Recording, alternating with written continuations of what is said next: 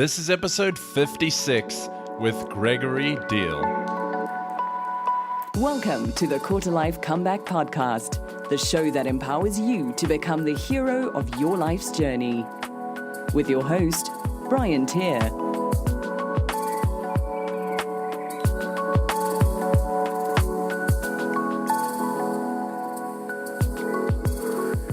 Hey guys and girls, welcome back to another episode of the Quarter Life Comeback Podcast, episode 56 today, and I'm very excited to be hanging out with Gregory Diehl. Now, in case you haven't heard of him, Gregory is an author, podcaster, and a brand strategist. And after facing the choice between furthering his education and getting a job, Gregory realized that neither of those options really excited him. He wanted to be challenged in a way he hadn't felt before. He then found this excitement when a friend of his invited him to Costa Rica, where he ended up staying for 9 months. This trip ignited a love for travel that Gregory has been exploring ever since.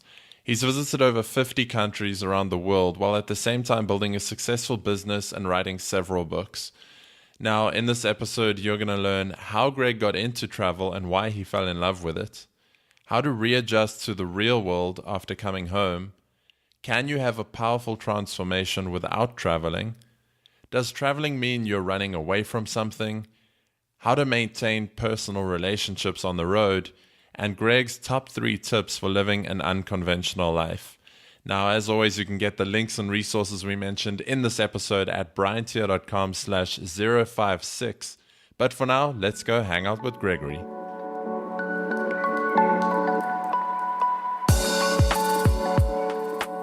Welcome back, everyone, and a big welcome to today's guest. I'm speaking to Gregory Diehl. Gregory, welcome to the Quarter Life Comeback. Thank you. Yeah, I'm really excited to be speaking about the topic we have at hand today. But before we get into that, why don't you share with the audience who you are and a bit about your quarter life story as well? Well, how does one define quarter life exactly? I'm not sure, but I know that when I was 18, fresh out of high school, I needed to do something with my life, and I was not content with any of the options I had available to me, which were basically start working at some really low-paying job in San Diego, where I'm from, or get on the conventional university path. And I pretty much said goodbye to that path when I stopped caring about my grades and my success in school during the last couple of years in high school. So I needed to do something completely different, and I had no idea what that was. I just knew I needed to push my boundaries and see what else I was capable of at that point in my life, and the opportunity came up to go visit a friend in Costa Rica. At this point, I had no interest in travel. I didn't know anything about Costa Rica. I couldn't find it on a map. I didn't speak Spanish. I just knew, well, there's something new I could do. Sure, let's go see what's over there. And that ended up kicking off this huge obsession with travel, seeing as much of the world as possible to understand our species, our cultures as they have evolved, and more importantly, understanding myself, learning more about what I was capable of by throwing myself into all these crazy new scenarios. Mm-hmm. Yeah, and I'm keen to explore that further later in the interview. But what was it that made you kind of realize that, wow, this is something that I want to do more of? Well, it was because nothing had challenged me to that degree. Nothing in my experience in the world now, it's been 10 years since I started doing this, so I'm 28 now. Nothing has shown me as much newness all at once as throwing myself into a culture I knew nothing about. Mm-hmm. Now, people who travel going from California to Central America, relatively speaking, isn't that huge of a jump. Like, it's huge if at the time for me it was huge because I'd never seen anything else, right? It was complete novelty, complete newness. But now I've been all over the world to some of the strangest and most unusual and dangerous places on the planet. And so, Costa Rica to me is very tame in comparison. But that just shows you how it grows your perspective. At the time, it was completely throwing myself into something I could not possibly comprehend with my pre-existing worldview. Now that I've been to the Middle East and Africa and Asia and everywhere practically, the Costa Rica's nothing. It's a walk in the park, right? Mm-hmm. And that was the effect that it had on me, is that it forced me to grow very quickly in how I understood the world and my ability to function in things I knew nothing about. Yeah, I completely agree. I started my career in the traditional career path. And then 2 years in, I thought, you know what, this is definitely not what I signed up for. And I took a few months to travel then. But I think people often ask me, what did you kind of gain or learn from the traveling? And it's the same thing. Like you learn what you're capable of, but you also push what you're capable of. And you see things from a completely new perspective, like how people are living in other parts of the world. So that was really cool that you echoed that same sort of sentiment. So you visited a friend in Costa Rica. Did you return home first before embarking on the bigger journey, or how did that work? Well, initially I spent 9 months in Costa Rica, which was totally unplanned. I went down there with a one-way ticket, just saying, okay, well, I've got enough money right now that this isn't going to be a big deal. I know it's extremely cheap to live down there. I'd been playing guitar on the side of the road and making tips and selling drugs out of my van in San Diego up to that point. So I was always an entrepreneur, you could say. and then I just inherited a small amount of money from a grandparent who'd passed away. So at this point, the world was my oyster. I had no reason not to do it. I had nothing holding me back. And, maybe I'm lucky in that regard, but I was also very reckless. Like I didn't care. I would have gone down there anyway, even with no backup plan, because I was just extremely reckless and curious at this point in my life. Mm-hmm. So I go down there, I keep waiting for that moment where, okay, I'm sick of this. I want to go back to California now. And that moment never came. It was just after about 9 months of being there where I finally spoke decent Spanish. I felt very comfortable with the culture and the people. And I felt like I was just exploring a completely different side of myself. I was wandering into jungles on my own. I was trying new foods and just living this whole different carefree lifestyle. For me, it was like the entire college experience just crammed into a much smaller scale of time, because when most people go to college, they get their first real taste of independence and they end up doing a lot of stupid things typically, but they also feel like they finally have freedom they never had when they were still a kid stuck in high school or living with their parents. And after about 9 months, I said, well, maybe I should go back and visit my old life in San Diego, my old friends and family. And as soon as I did, I became extremely depressed. I could not believe suddenly transitioning back to this, what I felt like was a very imprisoning lifestyle and mindset, because I had changed so much in those 9 months in Costa Rica, exponential growth, and things were pretty much exactly the same in San Diego when I got back, and including all the people that I had left behind, and just every little thing about the culture seemed identical to when I'd left, and I had gone through, many, many levels of change. It was very, very disheartening to go back to that. And at that moment, I realized, I've started on a path that I can't exactly go back from. Right? I can only keep moving forward because I can't go back to the mindset I used to know or the lifestyle I used to know. And then eventually that took me to South America, then to Asia, and then to everywhere else, and the rest is history.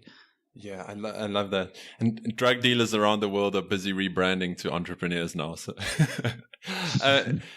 Greg, you mentioned you came back and everything else was the same, and that's exactly the kind of trend or theme that I picked up on when I was traveling.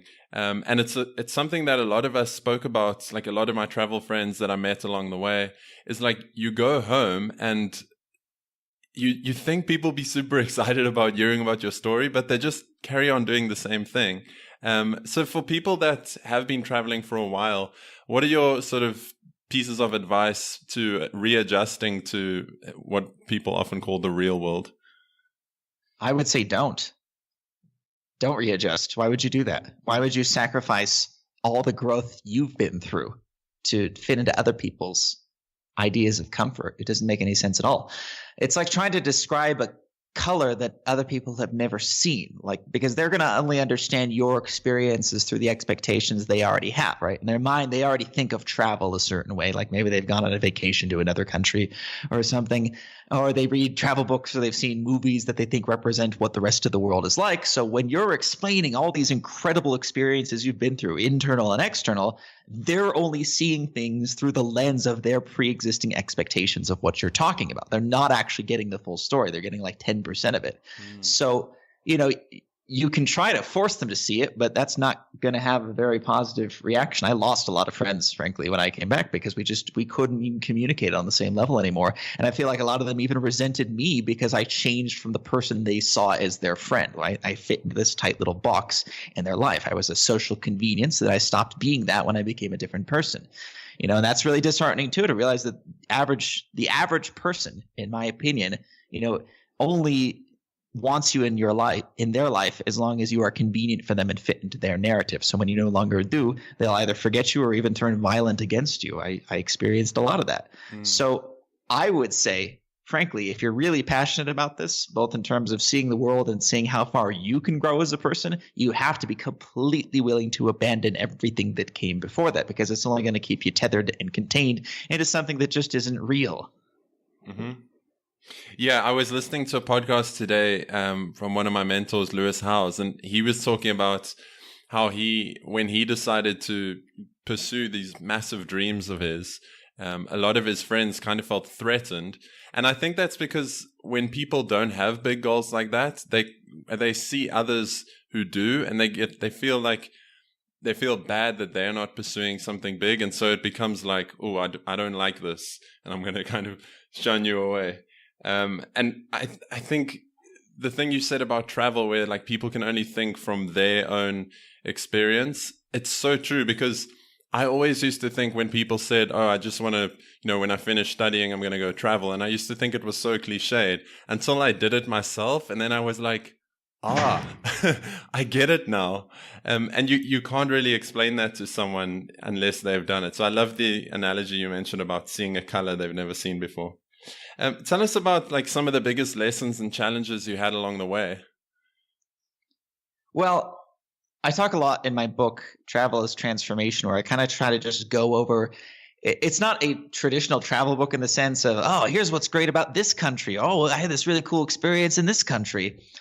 I more try to describe it from the lens of the psychological changes I went through as I experienced different ways of living, right? So I already told you about this great experience I had in Costa Rica for those first 9 months, but not all of it was great. And that's the important thing, is that the most profound of experiences were typically the ones actually that were the hardest for me, that were the most uncomfortable, because eventually I would go to places like China, where I stayed for 6 months working as a teacher, and I saw horrible aspects of the society and how they treat people and how they raise children and how they condition them to just think in one very specific, almost robotic way. Like something like that to me was like living in a sci-fi dystopia. It was really changed my understanding of the human race and just what we're capable of in ways that were extremely difficult for me.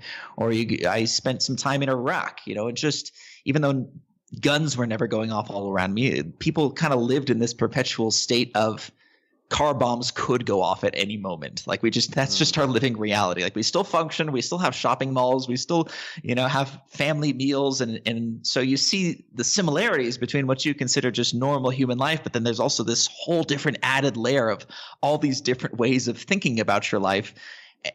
Those things that were the hardest to adjust to were definitely the most profound and forced me to grow the most, right? So again, back to that thing of readjusting back to the life you knew before you started changing and growing, I say do the exact opposite. Find whatever's the hardest thing for you to do. And again, it doesn't have to be travel. Travel for me was just a catalyst to experience these extreme levels of discomfort and unknowingness. And for you, it could be something else. But I would say be completely reckless in it, especially if you're young, because what do you have to lose? Mm-hmm. If you're in your early 20s or late teens, what the heck are you holding on to, right?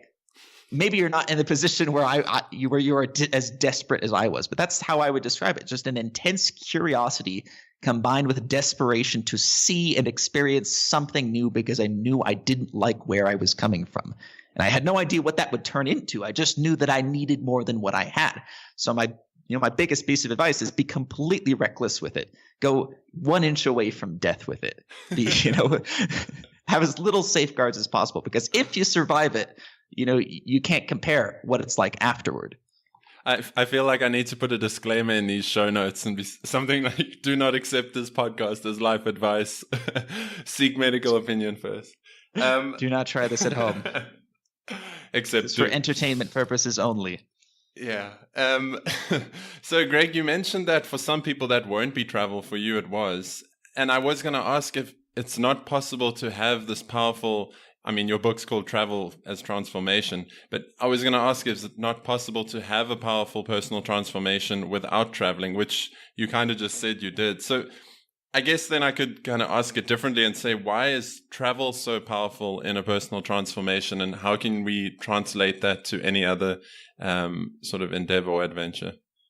Well, I think it entirely has to do with what kind of person you are and how your mind learns. And I did get a lot of feedback from readers saying things to the effect of, well, yeah, your story is really interesting, but you don't have to go to 50 countries to have that kind of personal transformation. And I say that several times throughout the book. I say, this I don't think this is for everyone. This is a very extreme lifestyle in a lot of ways, but for some people it's insatiable. It's the only thing you can do. And I realized that the reason why it is that way for me and many of the other people I've talked to now is that I have a mind that learns through reflection, right? I learn about myself by seeing how I change in reaction to what's going on around me, right? I learn what I'm capable of when I'm forced to act in a different way. Now, can you do that at home? Yeah, probably. But I think the capacity, the spectrum of how much things can change while staying in the same city, I think is much lower. Now, maybe I'm wrong. Maybe you live in a place where life is constantly changing. You're constantly forced to adapt. That's probably true if you live in a place like a war zone or something, right? I came from a very comfortable suburban San Diego beach town existence, right? So what was going to change about that? Nothing, again. And that's what I saw. I've been back to San Diego several times in the last decade. And again, to me, it's functionally identical every time I go back there. Maybe a new Whole Foods opened or something. That's like the big changing event. Okay, your life is so different now. But maybe you live in a place where you are already exposed to things that force you to change and grow and think in new ways. I don't know. Or maybe if I'd gone to university, I would have specialized in some really esoteric topic that really forced me to push my brain. I don't know. Again, I only know that the path I took has the advantages that it did for me now. Some people, I've got my own podcast now, Uncomfortable Conversations with Gregory, and we sort of talk about things like this, like why we think the way we do and why we're stuck in certain comfort zones. And other people talk about other things they've used to break out of that. Some people are adrenaline junkies. They need to go skydiving because they need to feel the limit of they're falling to their death. And I'm not really that kind of person. I like exciting things, but I've never been drawn to the daredevil side of life. I don't know why that is. I'm much more about, how does this work? Show me something I've never seen before. Make me think about things in a new way. That's just the kind of intellectually curious person I am. So I think if you're that kind of person, nothing satiates that better than complete new cultural immersion. Mm-hmm. I love that. Yeah, so a recap then is it doesn't have to be travel for you, but at the same time, make sure you're not using that as an excuse to not push yourself and to grow into the person that you're capable of being, because a lot of people will say well, you don't need to travel to have a transformation, but they're using that as a justification for not transforming. So yeah, I think just get out of your comfort zone, however that looks for you. And the opposite is true too. Just because you got on a plane to another country doesn't mean you're really taking it in a way that changes you. Plenty of people visit other countries, but they do so in that tourist mentality of, oh, look at this pretty beach. Oh, wow, they don't have that brand of soft drink back in California. Oh, but they're not really fundamentally reassessing what they thought about the world or their place within it. You could do all kinds of things. It has to do with how your brain interprets it and how you change as a result of it, not the actual act itself. Yeah, I swear you can see my Evernote notes on what I want to bring up in this episode, because I was going to ask if you ever thought that, whether for yourself or someone else, that traveling is sometimes a way to run away from doing difficult work, sort of inner work. So I'd love to get your thoughts on that. It absolutely can be. In fact, I mentioned sort of in a deriding way the now famous / infamous book Eat, Pray, Love by Elizabeth Gilbert, which to me, I don't want to rag on her because I've read the book and it has some very positive, powerful elements to it. But at the same time, to me, it also can really come across as just running away from your responsibilities in life and thinking, oh, because I took an extended trip to Italy and India and Bali, suddenly I'm this brand new person. It really comes across that way sometimes. And I think it sort of started this trend of people doing that, where they think if I take a 3-month trip to another country, it means I'm reborn as a new person. But in reality, they're just saying, I'm so unhappy with my old life. I'll just do anything that's new and just accept whatever new happiness I find. It would be like if I stopped in Costa Rica. If when I was 18 and 19 years old, I just went down to Costa Rica. I ate some gallo pinto and spent some time in the jungle and said, wow, I finally figured out life. Like I have this whole new perspective that people back home will never have. I'm going to stay right here for the rest of my life. That would be the exact opposite of what I'm talking about. And I think people who take the eat, pray, love path are doing exactly that. They've realized, holy shit. Am I allowed to curse on your podcast? Yeah, Sorry. Go for it. Holy crap. I'm in my 30s. I'm in a job I hate. I'm in a marriage where I'm not in love with my husband or my wife, which is exactly what the author of Eat, Pray, Love was in.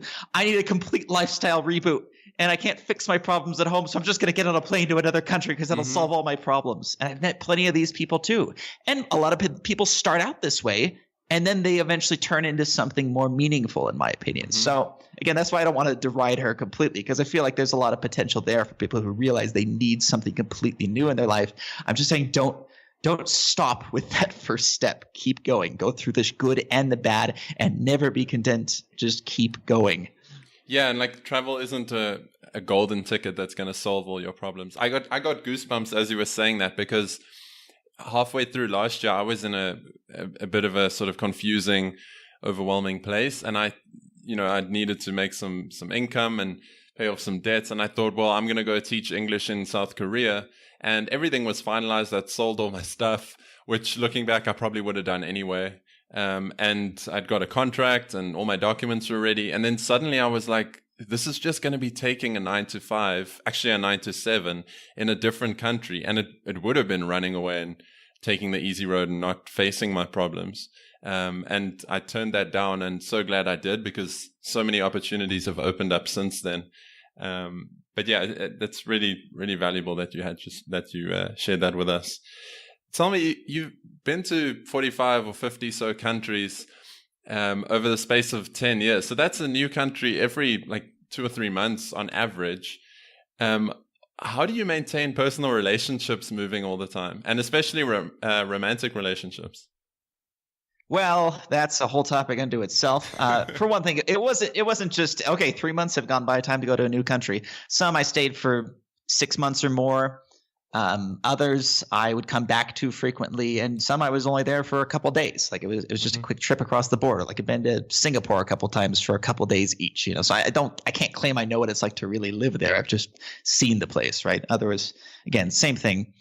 So, but yeah, it is a lot of motion. And in that, for the first several years, really, at least the first 5 years, I didn't really realize there was a class of perpetual travelers, or the more common digital nomads now, people who work from a laptop. I was doing that. I didn't know that that's the label for what I was. I didn't know there were entire groups of people who do this. I was sort of just wandering the earth on my own, figuring things out as I went along, which is good because that's exactly what I needed. I needed to feel like I was completely alone in the world, forced to find my own way. That's why I now have this level of confidence where I feel like you could drop me into the middle of just about any country on earth and I'd figure out how to survive and be happy, or if necessary, get out, because I've just developed this MacGyver-like sense of resourcefulness where I can just figure out whatever I need to on my own.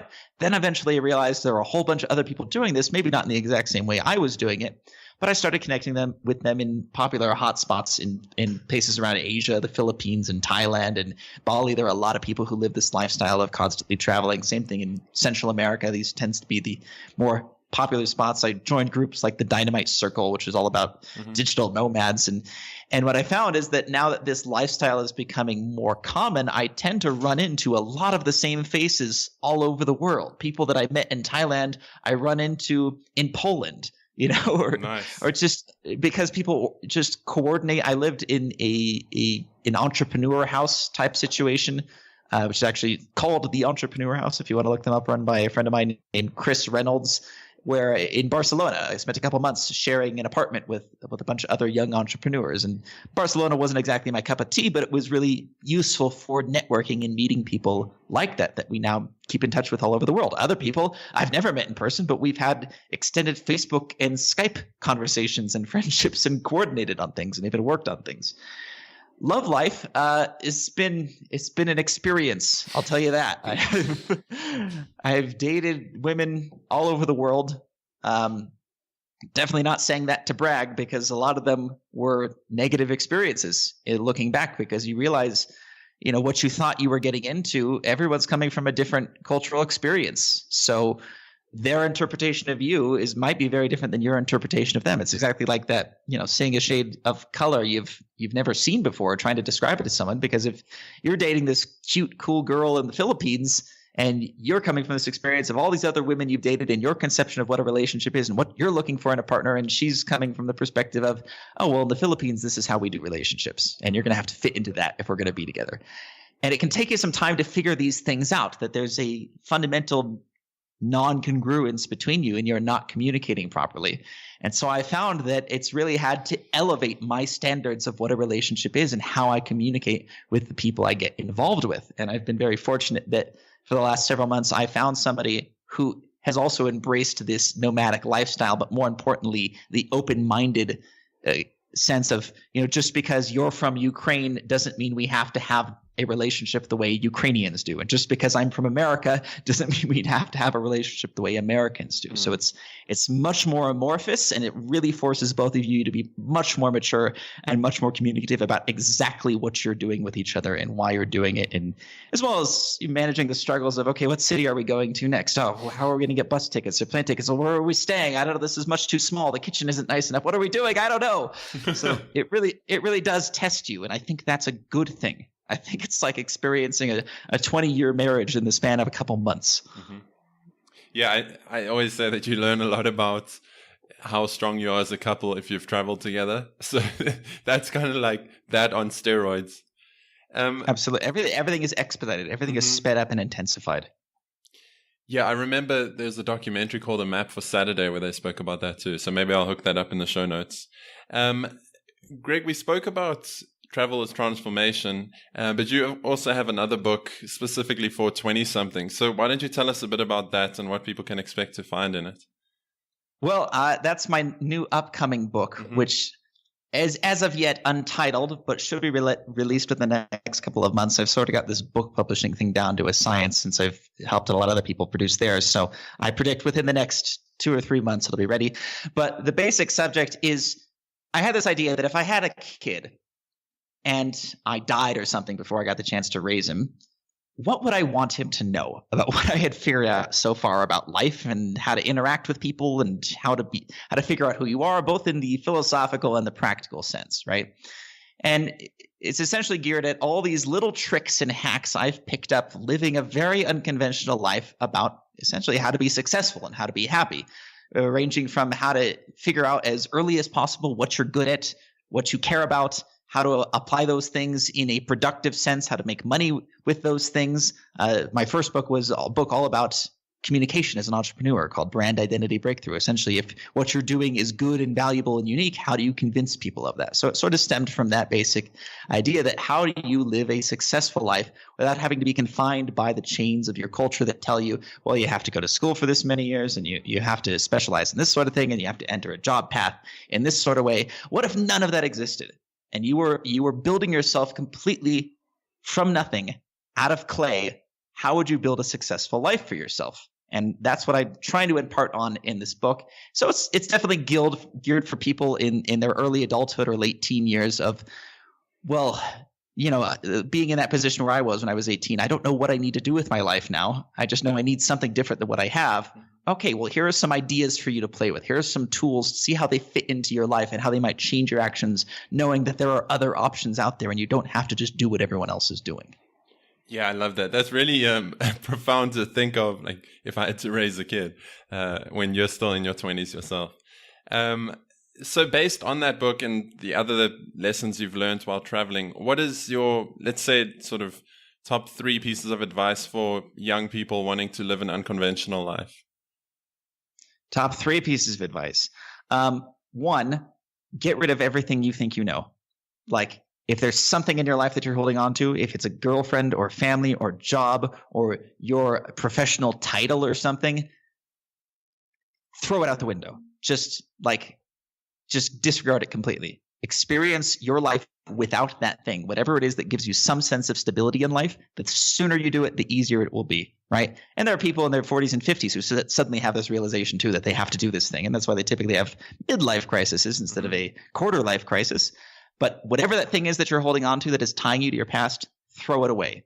Because if it's real, if it's authentic, I'm not saying everything that from your past is necessarily going to be false or wrong. I'm saying that if it's real, if it's true and it's good for you, it will come back in some way. If you really enjoy playing the guitar, you stopping playing and throwing your guitar away is not going to remove that passion. It will still be there. It will come back to you later, right? Whereas if you were in a crappy relationship with your parents or your girlfriend or something, and then you throw that away completely and you stop talking to them, if it was truly crappy and bad for both of you, it's not going to come back on its own. There's no incentive for it to come back, right? And the same thing is true with everything in your life. If it's truly good for you and truly authentic to what you want, it will find a way back into your life because you will bring it back naturally. So that's step one. Get rid of everything you think you know. 2, find something really, really fucking difficult to do. Really freaking difficult to do. Sorry. No, that's cool. Whatever that is for you. I have an explicit rating on this podcast, so anything. Great. Excellent. Goes. Excellent. My podcast is full of swears. It's the only way I can do it. Whatever is the most difficult thing you can conceive of. Again, I can't tell you what this is because it's different for everyone, right? And for me, it was throwing myself into completely unknown social situations, right? For you, it might be climbing a mountain. But what you have to caution against here is that you're not doing it because it's thrilling and it's interesting. Just because it would be difficult for other people doesn't mean it's difficult for you. Find the thing that literally scares you, that makes you feel like it could kill you, right? That your mind absolutely refuses to go there. Find that thing and then do that thing. And if you fail the first time you do it again and again and again until you don't fail. And then suddenly this thing that you thought was the hardest thing in the world, the most terrifying thing in the world, is suddenly really easy to you because you've done it over and over again. You still might not like it. Like, it doesn't have to be something you enjoy in the end. But the point is you've conquered that fear of it, whatever it is. And literally we're talking about the entire universe of experience here. Could that be something like public speaking or something like that? It could be. I mean, that seems really mundane in comparison to some of the things I've been talking about. But to someone else, that might seem like the end of the world, getting in front of a group of people and just talking spontaneously or with a prepared speech. It could be anything. Okay. Again, that's why I can't tell you. That's why I can't get on a plane to Costa Rica or whatever, because that's not necessarily what it is for you. And Costa Rica was easy for me, but there were China was my hell. That was my nightmare. I had to overcome that. And now I basically feel like I'm invincible. But for you, I have no idea what it is. You have to figure that out yourself. And then number 3, once you've done that, you've conquered hell, you've beaten the devil, your life just becomes about focusing on what you actually care about and can do with a sense of meaning and purpose and productivity, which hopefully you also turn into a way to make money, because that's how our economy works. When you produce something of value, you should get money in return. And there's a whole skill set that comes with that too, of learning how to be an entrepreneur. But the point is that when you know who you are, when you're free from the chains of the past that you came from, you've conquered whatever you thought was impossible to do. What do you do with your time? Well, you just focus on the things you actually care about, and you can see a meaningful impact with your actions, right? I mean, it's such a simple thing, but you have to go through all these horrible, arduous steps, crawling your way through the jungle to get to that point of basic simplicity. Okay, here I am. What do I care about? What do I want to do? What's going to make a difference? Okay, I'll do those things. That's my life, just doing those things. I love it. Greg, I do want to be mindful of the time, but I've got some final questions here to wrap up. So just the first thing that comes to mind in a sentence or two is perfect.